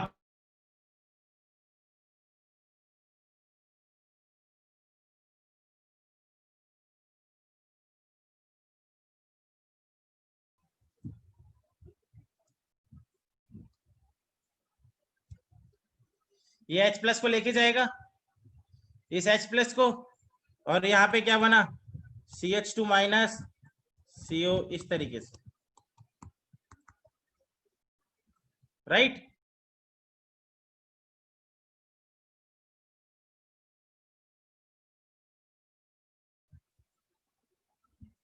ये आपने न्यूक्लियोफाइल बना दिया और यहाँ पॉजिटिव चार्ज पार्शियली। अब आपने अंदर ही लगा रखा है इलेक्ट्रोफाइल को, अंदर ही मॉलिक्यूल में, तो फिर ये अटैक करेगा इंट्रामॉलिक्यूलर। इंट्रामॉलिक्यूलर तभी रिएक्शन होगी या तो 5 मेंबर्ड रिंग बन रही हो या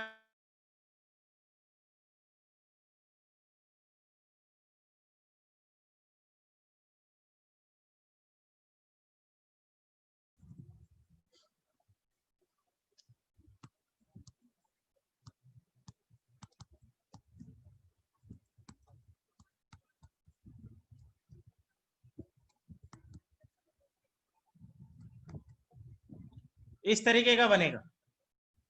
इंट्रामॉलिक्यूलरली अटैक करने के बाद इस तरीके का, आपको समझ में आ गया होगा। इंट्रामॉलिक्यूलर अटैक करने के बाद इस तरीके से रिंग बनाओगे आप, नंबरिंग करोगे, नंबरिंग करने के बाद रिंग बनाओगे और उसके अकॉर्डिंग आप लिखोगे। ठीक है, उसके बाद हीट देने पर ये बन जाएगा। ये होती है इंट्रामॉलिक्यूलर। ठीक है, तो एक बार फिर से देख सकते हो, चाहे आपने ये लगा रखा है H प्लस, आप वहां से लगाओगे, ये H प्लस निकालोगे कि यहाँ पार्शियली नेगेटिव बनेगा और इंट्रामॉलिक्यूलर अटैक होगा। और इंट्रामॉलिक्यूलर अटैक करते समय रिंग बननी चाहिए या तो 5 मेंबर्ड या 6 मेंबर्ड। तो ये 6 मेंबर्ड रिंग बन 5 मेंबर्ड रिंग बन 6 मेंबर बन रही है। तो आप फिर नंबरिंग करोगे नेगेटिव चार्ज निकाल के और H प्लस हटा के नेगेटिव चार्ज बना के, तो 6 मेंबर्ड रिंग बन जाएगी इस तरीके से। तो ये भैया इंट्रामॉलिक्यूलर अटैक हो जाएगा, इसको आप इंट्रामॉलिक्यूलर।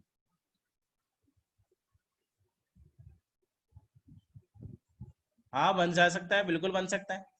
ठीक है, 5 मेंबर्ड और 6 मेंबर्ड रिंग के लिए तो सब कुछ हो सकता है, इंट्रामॉलिक्यूलर रिएक्शन के लिए तो ऑर्गेनिक में बहुत सारी पॉसिबिलिटीज बन सकती हैं, तो ये हो सकता है।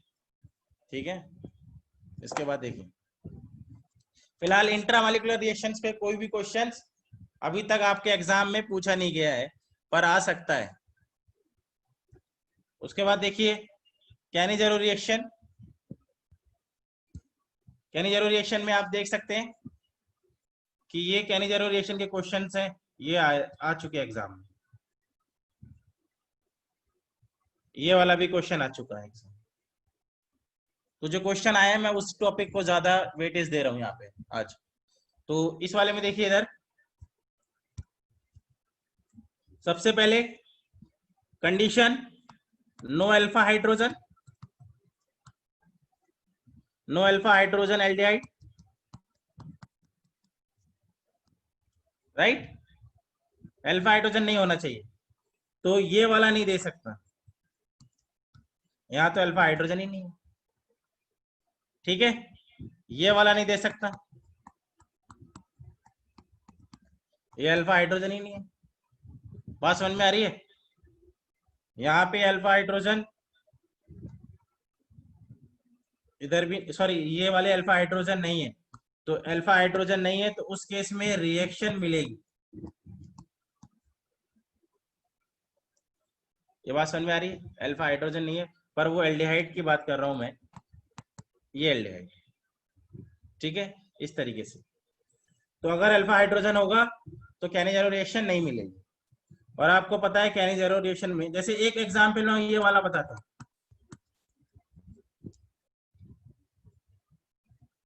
इसमें अल्फा हाइड्रोजन नहीं है, no alpha hydrogen, but leaving group है, ये CCl3 लिविंग ग्रुप है।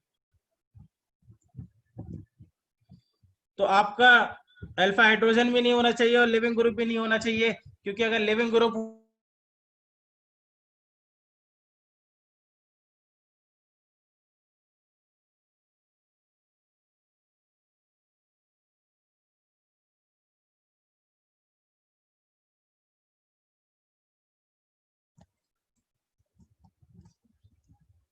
मैं फिर से बताता हूँ, रिपीट करता हूँ कि यहाँ पे लिविंग ग्रुप है CCl3। ठीक है, तो लिविंग ग्रुप होने की वजह से ये रिएक्शन नहीं देगा। अल्फा हाइड्रोजन नहीं है पर लिविंग ग्रुप भी नहीं होना चाहिए, इसलिए ये कैनिजेरो रिएक्शन नहीं देगा। और आप जानते हो डायरेक्ट आप कर सकते हो इस चीज को कि कैनिजेरो रिएक्शन कॉन्सेंट्रेटेड NaOH में होता है। ठीक है, और हाई टेम्परेचर होता है, एक का ऑक्सीडेशन और एक का रिडक्शन, तो प्रोडक्ट ये बनता है, आप जानते हो, एक का ऑक्सीडेशन और एक का रिडक्शन, ये बनता है प्रोडक्ट। ठीक है, प्रोडक्ट ये बनता है।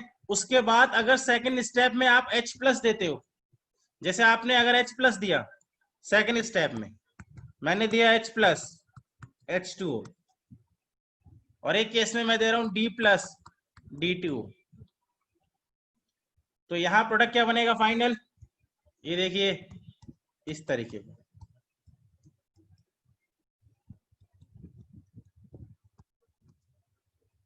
और इधर H प्लस है तो कार्बोक्सिलेट जो है H प्लस लेगा, जैसे वहां पे D लिया था।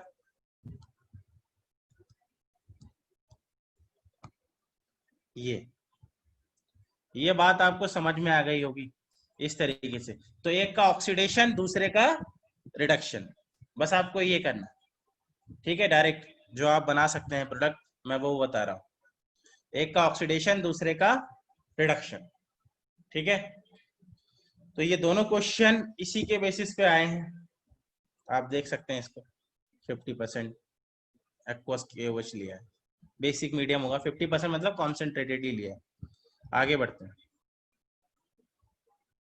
रिड्यूसिंग रिएजेंट देखिए इधर, रिड्यूसिंग रिएजेंट कौन कौन से होते हैं रिड्यूसिंग रिएजेंट, वो देखिए।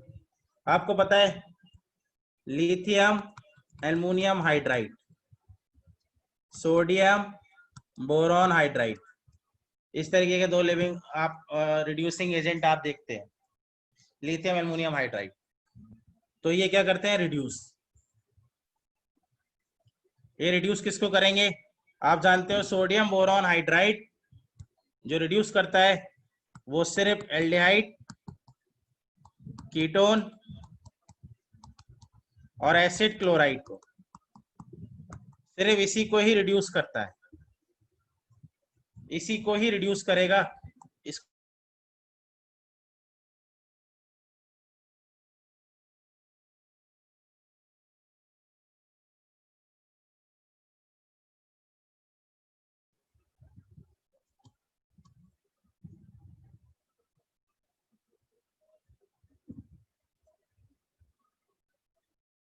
मैं फिर से रिपीट कर देता हूं, सोडियम बोरॉन हाइड्राइड इन सब को रिड्यूस करता है, एल्डिहाइड को भी, एसिड को भी और कीटोन को, एसिड क्लोराइड को। और साथ ही साथ सोडियम बोरॉन हाइड्राइड ये इसमें तो रिएक्शन देता ही है आपका, जो इस तरीके का ग्रुप होता है, जिसको आप ये बोलते हैं इमीन, तो इमीन को भी रिड्यूस करता है, इमीन को भी वो रिड्यूस करके CHR NH2 इस तरीके से कन्वर्ट करता है। तो इमीन को भी वो रिड्यूस करता है, आप ध्यान रखना इस बात। लिथियम एल्युमिनियम हाइड्राइड सबको रिड्यूस करता है जो सामने आ जाए, एसिड क्लोराइड को भी, एल्डिहाइड को भी, कीटोन को भी, कीटोन को भी करेगा रिड्यूस, राइट।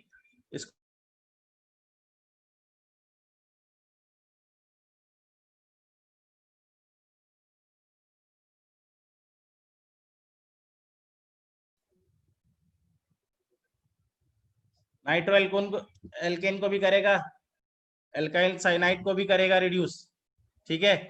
एस्टर को भी करेगा, क्लियर है, बात समझ में आ गई होगी। और ये आपका अमाइड को भी रिड्यूस करता है,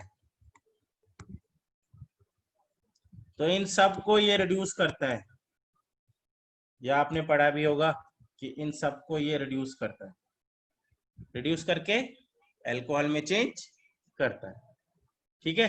तो इन सबको ये रिड्यूस करता है, रिड्यूस करेगा इन सबको, अल्कोहल में चेंज करेगा। ये सिर्फ इन चार पे अटैक करता है, इन चार को ही रिड्यूस करता है, ठीक है। इसके बाद नेक्स्ट देखिए आप, डिब्बल, इसके पास एक ही H माइनस है, ओनली वन H माइनस, इसलिए ये एस्टर को एल्डिहाइड में कन्वर्ट कर देता है, पर एल्डिहाइड से अल्कोहल में नहीं जाता, ये सिर्फ एक ही H माइनस है इसके पास, इसलिए एस्टर से एल्डिहाइड जाता है, पर एल्डिहाइड से अल्कोहल नहीं जाता। ये बात आपको समझ में आ गई होगी। तो ये इस तरीके का होता है। जैसे एसिड क्लोराइड है, राइट, इसमें मैंने अगर लिथियम एल्युमिनियम हाइड्राइड लिया तो पहले क्या बनाएगा आपको पता है, एल्डिहाइड, फिर उसके बाद क्या बनाएगा, रिड्यूस कर देगा अल्कोहल। ठीक है, ये बात आपको समझ में आ गई होगी। लेकिन अगर मैंने डाइबेल लिया,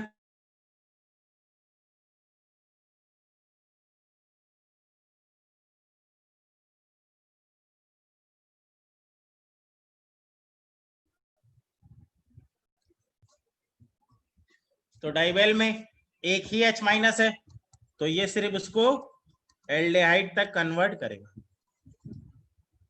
ये बात समझ में आ गई होगी। ऐसा क्यों हो रहा है भैया, लिथियम एल्युमिनियम हाइड्राइड में 4 H माइनस है, जिसकी वजह से ऐसा हो रहा है। ठीक है, तो आपने ये समझ लिया होगा। जैसे मैं एक क्वेश्चन आपको बताता हूं इस तरीके का,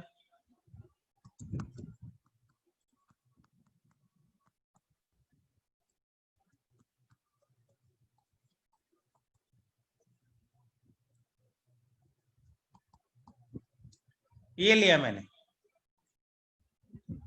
अल्कोहल में चेंज हो जाएगा, एल्डिहाइड तो अल्कोहल में चेंज हो जाएगा ना, उसको तो एक ही H माइनस चाहिए अल्कोहल में चेंज होने के लिए।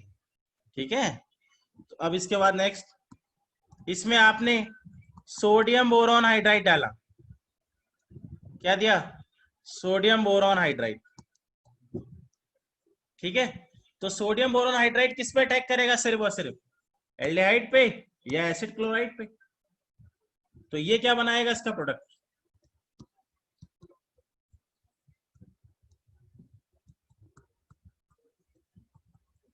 ये बनाएगा CH2OH, और यहां भी CH2OH, राइट, ये बनाएगा।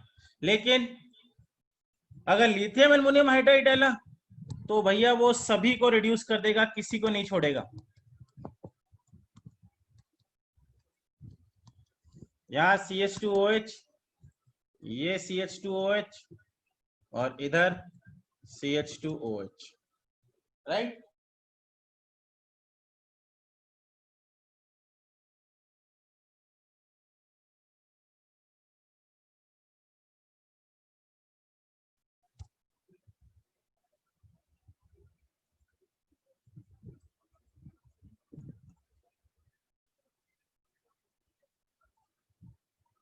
ठीक है, तो ये सबको करेगा, और वो एसिड क्लोराइड और एल्डिहाइड को ही करेगा।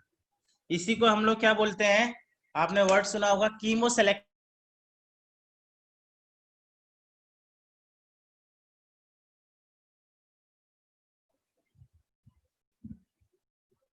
तो यही क्या होता है, कीमो सेलेक्टिव रिएक्शन।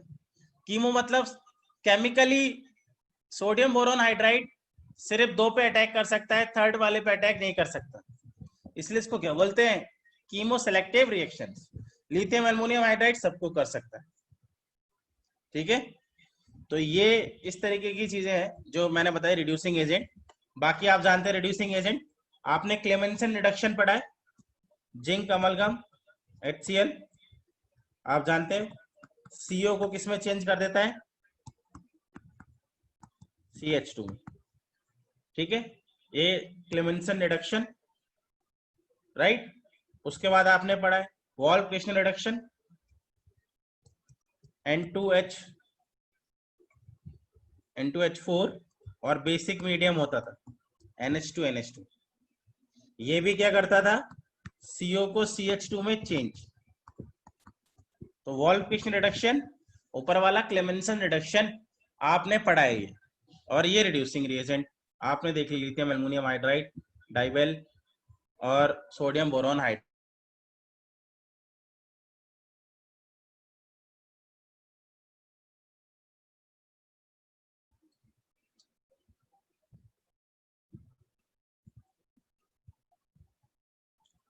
अब आप देखिए, ये भी इंपॉर्टेंट है, टॉलेंस रिएजेंट टेस्ट। आपको पता है टॉलेंस रिएजेंट टेस्ट कौन देते हैं? सिर्फ और सिर्फ एल्डिहाइड, और वो एल्डिहाइड एरोमेटिक भी हो सकते हैं, एरोमेटिक एल्डिहाइड और एलिफेटिक एल्डिहाइड भी दे सकते हैं। सिल्वर मिरर टेस्ट बोल दे या फिर टॉलेंस रिएजेंट टेस्ट, तो एलिफेटिक और एरोमेटिक दोनों ही एल्डिहाइड इस टेस्ट को देते हैं। और कौन कौन देता है वो भी इंपॉर्टेंट है आपके लिए। सबसे पहले ध्यान दीजिएगा इधर, टर्मिनल एल्काइन, टर्मिनल एल्काइन भी इस टेस्ट को देते हैं। फॉर्मिक एसिड, फॉर्मिक एसिड भी इस टेस्ट को देते हैं। ठीक है, तो फॉर्मिक एसिड भी देते हैं। इस एच को क्या कर देता है वो? ऑक्सीडाइज। तो फॉर्मिक एसिड भी इसको देते हैं।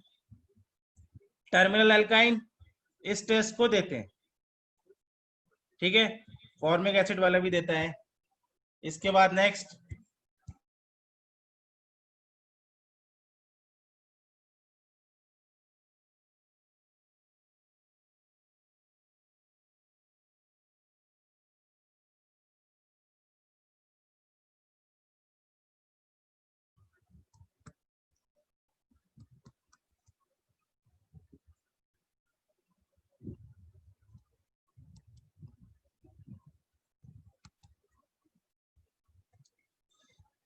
ठीक है, तो एल्काइन देते हैं और फॉर्मिक एसिड, और ये बीटा हाइड्रोक्सी फॉर्मल्डिहाइड ये भी इस टेस्ट को देता है।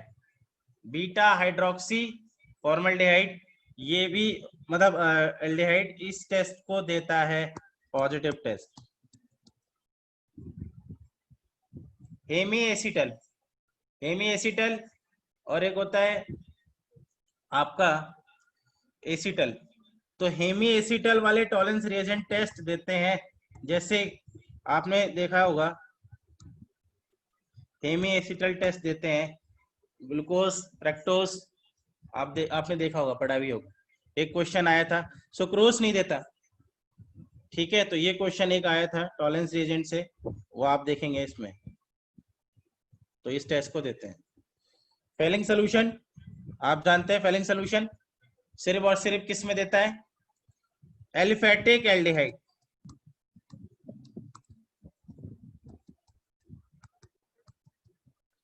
एलिफेटिक एल्डिहाइड, एरोमेटिक एल्डिहाइड नहीं देता है ये टेस्ट, ये बात ध्यान रखना, एरोमेटिक एल्डिहाइड नहीं देता है। तो एरोमेटिक एल्डिहाइड और एलिफेटिक एल्डिहाइड की पहचान फेलिंग सोल्यूशन से मैं कर सकता हूं। ठीक है, बाकी फॉर्मिक एसिड देता है इस टेस्ट को, हेमी एसिटल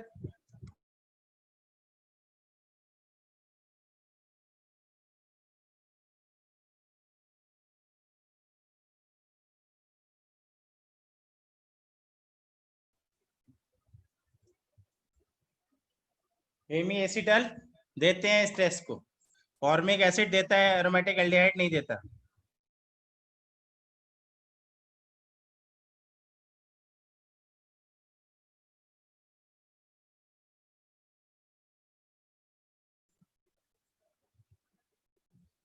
ठीक है, अब मैं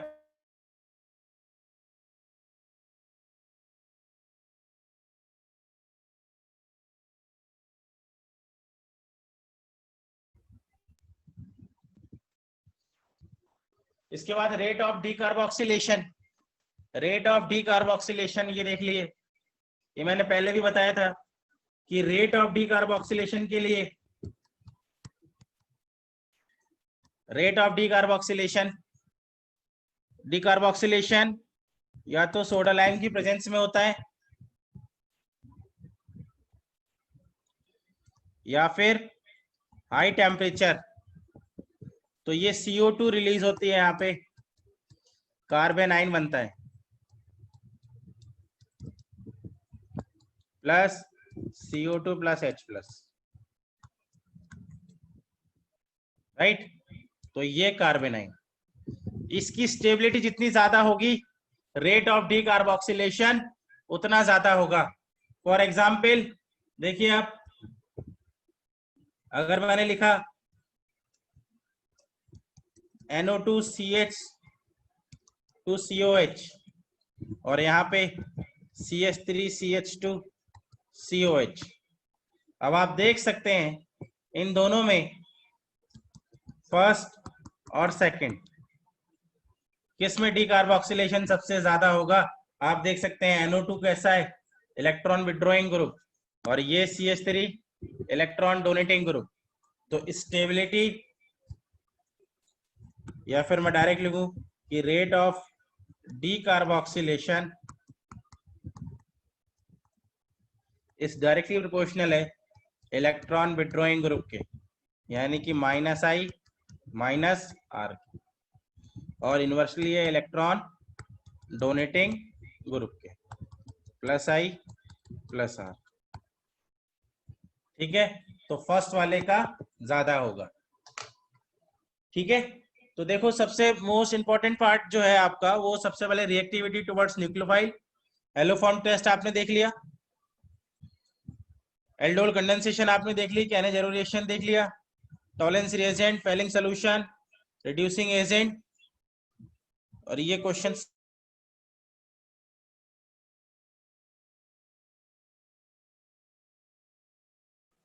जो डाउट है वो आपने डाउट सेंड कर दिए, कि जो डाउट है वो मैसेज कर दिएगा।